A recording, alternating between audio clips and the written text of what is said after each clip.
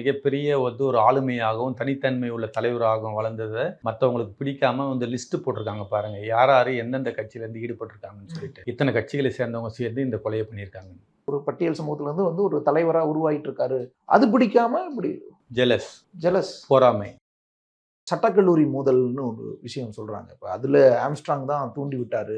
ஆனா அது பின்னணியில அப்படி பேர் அடிபட்டுச்சு இல்ல. பிரின்சிபாலும் அந்த உதவி ஆணையெல்லாம் இவர்கிட்ட உதவி கேட்டாங்க. சார்ஜ் ஷீட் போடும்பொழுது ரஜினியோடைய பெயரையும் அண்ணன் ஆம்ஸ்ட்ராங் அவருடைய பெயரையும் அது சார்ஜ் ஷீட்டில் இணைக்கிறார்கள்.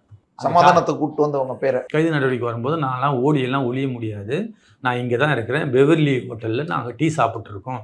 இவரே தான் அந்த ராஜேந்திரன் சார்னு இப்போ பல கட்டுக்கதைகள்லாம் சொல்லிட்டு பேசிட்டு இருக்காரு பாருங்க.